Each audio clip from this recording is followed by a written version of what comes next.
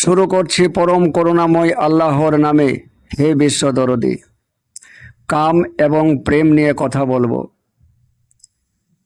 কাম থাকতে খুলবে না রে তোর প্রেমের ঘরের তালা। সত্যি, কাম থাকলে প্রেমের ঘরের তালা খুলে না। কিন্তু এই কাম মানে কি শুধুমাত্র সেক্স, নাকি এর আরো বহু অর্থ হতে পারে? কাম শব্দের অর্থ যেমন সেক্স হতে পারে, কাম শব্দের অর্থ কাজ হতে পারে, কাম শব্দের অর্থ আবার কামনা বাসনা। যখন কোনো শুদ্ধ পুরুষ, কোনো মহৎ মানুষ বলে কাম থাকলে প্রেমের ঘরের তালা খুলে না, তখন অত্যন্ত উঁচু দরের কথা বলে থাকে।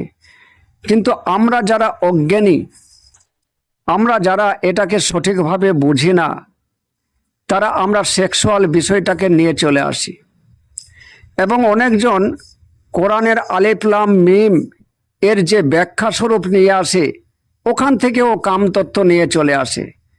আপনারা অনেকেই দেখেছেন যে আলিফ দেখতে কেমন এবং মিম দেখতে কেমন, এবং এই দুয়ের মধ্যে মিলন ঘটলেই নাকি আল্লাহকে পাওয়া যায়, এরকমের ব্যাখ্যাও আমি অনেক জায়গায় শুনেছি। এই সমস্ত ব্যাখ্যা যারা দিচ্ছে, তাদের এই ব্যাখ্যা আমি নিতে অভ্যস্ত নই, আমি তা নিও না। এটা আমার ব্যক্তিগত কথা বলছি। এটাকে আমি কখনোই বলতে পারি না যেটা এটা মনুষ্যত্বের কাজ, এটা বিবেকের কাজ। মানুষকে তো দেহবোধের ঊর্ধ্বে উঠে যেতে হয়। তাহলে কেন সেক্সুয়ালের মধ্যে আল্লাহর ভেদাভেদ থাকবে, নবীজির ভেদাভেদ থাকবে, এর ঊর্ধ্বে গিয়ে কথা বলতে হয়? তা যাই হোক, যখন কোনো শুদ্ধ মহৎ পুরুষ বলছে যে কাম থাকলে প্রেমের ঘরের তালা খুলে না, তখন তারা অত্যন্ত উঁচু দরের কথা বলেছেন। এই উঁচু দরের কথা নিয়েই আলোচনা করব। এখানে কাম শব্দের অর্থ মহতেরা যেটা বোঝাতে চেয়েছে, সেটা হচ্ছে আমার কামনা বাসনা, এই প্রকৃতির উপরে আমার চাওয়া পাওয়া, এই দুনিয়ার উপরে আমার চাওয়া পাওয়া। কাম থেকে এখানে কামনা বাসনা আমার চাওয়া পাওয়া এসেছে। তাহলে কাম থেকে আসে চাওয়া এবং পাওয়া। আর প্রেম কি? প্রেম চাওয়া পাওয়ার ঊর্ধ্বে। প্রেমে দিতে হয়, প্রেমে পাওয়া যায় না, চাওয়া যায় না, প্রেমে দিতে হয়। আল্লাহর সমস্ত জগৎ প্রেমে আছে। একটা গাছ অক্সিজেন দেই, ছায়া দেই, আমাদেরকে ফল দেই, শাকসবজি দেই, আমাদের নানান রকমের খাবার ব্যবস্থা করে দেই। সে আমাদেরকে শুধু দেই, আমাদের কাছ থেকে কিছু চাই না। একটা সূর্যের যে তাপ বা আলো, যা না পেলে পৃথিবী অচল, একটা জীব বেঁচে থাকতে পারতো না, সেই সূর্যও তার প্রেমের মধ্যে দিয়েই আমাদেরকে তাপ দিচ্ছে, আলো দিচ্ছে, চন্দ্র আলো দিচ্ছে, নদীর জল দিচ্ছে। এই সমস্ত কিছু আল্লাহর সৃষ্টি জগৎ, এরা প্রেমে আছে, এরা প্রেম দিতে এসেছে, প্রেম দিচ্ছে। আর আমরা কাম এবং প্রেমকে এক জায়গায় এমনভাবে মাখামাখি করে দিয়েছি যে সেক্সুয়ালি বিষয়টাকে এমনভাবে নিয়ে এসেছি যে সেক্স ছাড়া নাকি আল্লাহকে পাওয়াই যায় না। যাই হোক, যার যেমন ধারণা আছে সে সেই রকমের ধারণা নিয়ে থাক। আমার মহান রব্বুল আলামিন যদি কখনো কারো ভিতরে প্রকৃত জ্ঞান দিয়ে থাকে, নিশ্চয়ই তার ধারণা শুদ্ধ অবস্থায় পৌঁছাবে। মানুষ শুধু সেক্সুয়ালি জীব মাত্র নয়, মানুষকে তার দেহবোধের, তার সেক্সুয়ালি বোধের ঊর্ধ্বে উঠে গিয়ে চেতনায় কথা বলতে হয়। অনেকজন এমনটা বোঝায় কাম ছাড়া প্রেম হয় না। কিন্তু দেখুন দরদি, আমাদের ঘরে মা বোনেরা আছে, আমাদের মেয়েরা আছে। আমি কোনো কারণবশত কোনো যুবতী মেয়েকে নিয়ে যদি একটা কোনো ঘরে আমাকে রাত কাটাতে হয়, ঘুমিয়ে থাকতে হয়, বলো আমি পিতা হয়ে কখনো আমার কি ওই মেয়ের উপরে সেক্সুয়াল আসতে পারে, আমার ভিতরে সেক্স জাগতে পারে? কিংবা আমাকে দেখে আমার মেয়ের কি সেক্স জাগতে পারে? কখনোই এই কাম উত্তেজিত তখন হয় না, কাম সারা দেই না। কারণ আমরা মনুষ্য জাতি, আমাদের মনুষ্যত্ব আছে, আমাদের বোধ আছে, আমাদের চেতনা আছে। আমাদের চেতনা এটা হতে দেয় না। তাই বলে কি আমি আমার মেয়েকে ভালোবাসি না, আমার মেয়ের প্রতি কি আমার প্রেম নাই? কিংবা ওই মেয়ের তার পিতার প্রতি কি প্রেম নাই? মায়ের ছেলের প্রতি কি প্রেম নাই? কিন্তু এখানে দেখুন, যে কাম ছাড়া তো প্রেম হয়েই যাচ্ছে, তাহলে কোন দৃষ্টিকোণ থেকে এরা বলে যে কাম ছাড়া প্রেম হয় না? এটা ঠিক নয়। এই কথাটা ঠিক, কাম থাকলে প্রেম হবে না। কারণ কাম শব্দের অর্থই তো কামনা, কাম থেকেই কামনা এসেছে, কামনাই তো আমাদের বাসনা, বাসনাই তো আমাদের চাহিদা, আমাদের চাওয়া পাওয়া। তাই দুনিয়া লোভী মানুষরা যখন দুনিয়ার উপরে লোভ করে বসে আছে, দুনিয়ায় যখন তাদের চাওয়া পাওয়া হয়ে আছে, তখন আল্লাহকে তারা কোনো রকমেই পেতে পারে না। যে নিজের চাওয়া নিয়ে ব্যস্ত আছে, যার এখনো নিজের অভাব মেটেনি, যে নিজেই চাইছে, সে প্রেম কিভাবে দিতে পারে? প্রেম যে করবে তাকে তো পরিপূর্ণ থাকতে হবে, তবেই তো তার কাছ থেকে প্রেম স্বরূপ বেরিয়ে আসবে, তবেই তো সে প্রেম দিতে পারবে। যার নিজের কাছে আলো নাই, সে অপরকে কিভাবে আলো দিতে পারে? যার নিজের কাছে জ্ঞান নাই, সে অপরকে কিভাবে জ্ঞান দিতে পারে? এহ জগতে যে লেখাপড়া শিখলো না, যে শিক্ষিত হলো না, অপরকে সে শিক্ষিত কিভাবে করতে পারে? তাহলে প্রেম তো আগে নিজের মধ্যে থাকতে হবে। প্রেম যার থাকে সে তো চাই না। আমার নবী করিম সাল্লাল্লাহু আলাইহি ওয়াসাল্লাম তিনি তো পৃথিবীর বুকে প্রেম দিয়ে বুঝিয়ে গেছেন যে মনুষ্য জাতিরা কেমনভাবে প্রেম দিতে পারে। তার যে অগাধ সম্পত্তি, তিনি তো শেষ জীবন পর্যন্ত কিচ্ছু রাখলেন না, তা মানুষের জন্য অকাতরে তা বিলিয়ে দিলেন, মানুষের দুঃখ দুর্দশা ঘোচানোর জন্য তা বিলিয়ে দিলেন। একদিকে যখন তার সম্পত্তি বিলিয়ে দিলেন, অপরদিকে তিনি যে রহমত স্বরূপ আমাদের পৃথিবীতে এসেছিলেন আমাদেরকে উদ্ধার করার জন্য, তিনি আল্লাহর কাছ থেকে যে এসেছিলেন, যে জ্ঞান ভাণ্ডার এনেছিলেন, সেই জ্ঞান ভাণ্ডার আমাদের মধ্যে বিলিয়ে দিয়ে গেলেন, যাতে আমরা ওই জ্ঞানের দ্বারাই অজ্ঞানতা কাটিয়ে শান্তির আলোয় চলে যেতে পারি, আমরা মুক্তি লাভ করতে পারি। আমরা যে দুনিয়া লোভী, দুনিয়া পিপাসু হয়ে আছি, এই দুনিয়া পিপাসু থেকে আমরা রেহাই পেয়ে যেতে পারি, মুক্ত হয়ে যেতে পারি।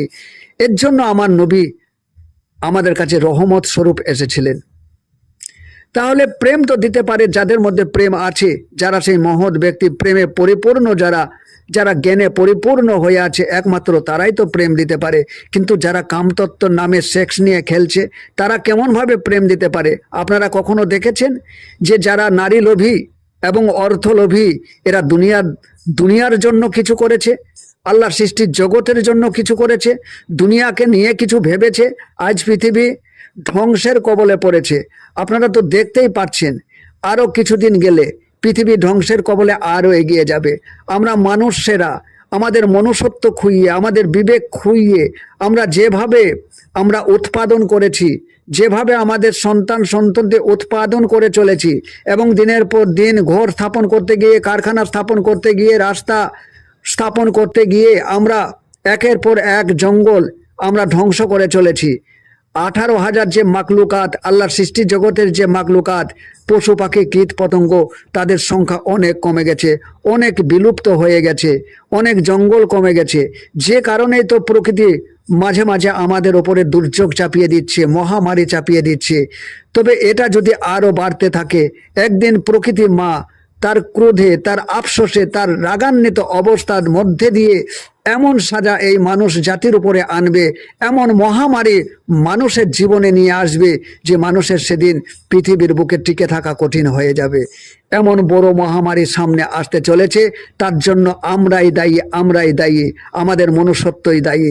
আমরা কোরআনকে সঠিকভাবে বুঝলাম না, তাই আমরা প্রকৃতি মাকে বাঁচানোর কথা বুঝিনি।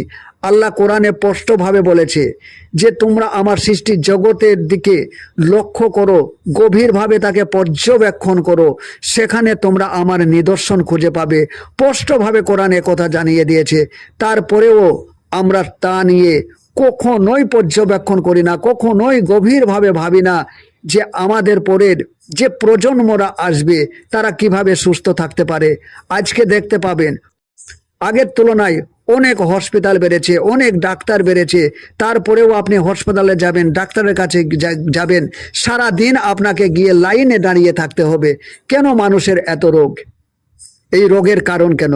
আমাদের অজ্ঞানতা, একমাত্র আমাদের অজ্ঞানতাই এই রোগের জন্য দায়ী।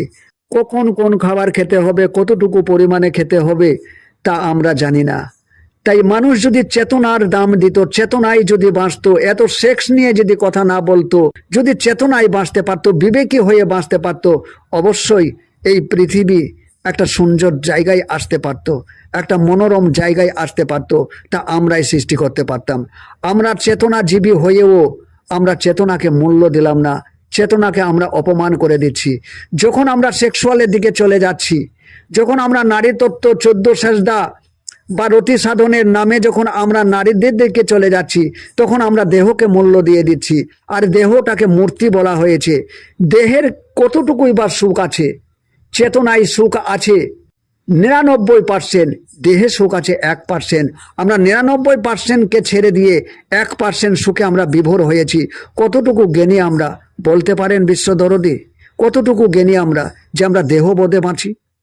আমরা চেতনার মূল্য দিতে শিখি। আল্লাহ চেতনার দ্বারাই মানুষকে শক্তিশালী করেছে, জ্ঞানের দ্বারাই মানুষকে শক্তিশালী করেছে। এই জ্ঞানই আমাদের বোধ এনে দিতে পারে। বোধ মানে বুঝে নেওয়ার শক্তি। সেই বুঝে নেওয়ার শক্তির দ্বারাই আমরা সমস্ত কিছু বুঝে নিতে পারি যে আমাদের দেহ আর মন যতদিন প্রকৃতির দিকে ঝুঁকে থাকবে, প্রকৃতি লোভী হয়ে উঠবে, দুনিয়া লোভী হয়ে উঠবে, ততদিন এই বাস্তব জনমেই, এই বর্তমানে আমরা সুখ পাবো না। আমাদের জীবন অশান্তিতে ভরপুর হয়ে উঠবে। তাই এই চাহিদা আমাদের কমে যাক। কোরআন এটাও স্পষ্টভাবে বলেছে, যারা দুনিয়ালোভী তাদের জন্য আখেরাতে জাহান্নাম ছাড়া আর কিছুই মিলবে না। তারপরেও সেই কোরআনের মূল্য আমরা দিতে শিখিনি। আমি প্রত্যেক দরদের প্রতি অনুরোধ রাখব যে আপনারা এই বিষয়টি নিয়ে আরো গভীরভাবে চিন্তা করবেন। যদি কেউ চেতনায় বাঁচতে পারে, তার জ্ঞানে বাঁচতে পারে, বিবেকে বাঁচতে পারে, তাহলে সে অবশ্যই বোধপূর্ণ হয়ে উঠবে। আর বোধই একমাত্র তার জীবনের মুক্তি ঘটিয়ে দিতে পারে। মুক্তি ঘটানোর একটাই মাত্র আমাদের কাছে অস্ত্র, সেটা হচ্ছে জ্ঞান। আর ওই জ্ঞানই আমাদের এনে দিতে পারে বোধ। এই বোধ অর্থাৎ বুঝে নেওয়ার শক্তি, অর্থাৎ আল্লাহর অস্তিত্ব, ওই বোধই একমাত্র বুঝে নিতে পারে। যাই হোক, আজ এই পর্যন্ত থাক। সকলে ভালো থাকুন, সুস্থ থাকুন। খোদা হাফেজ।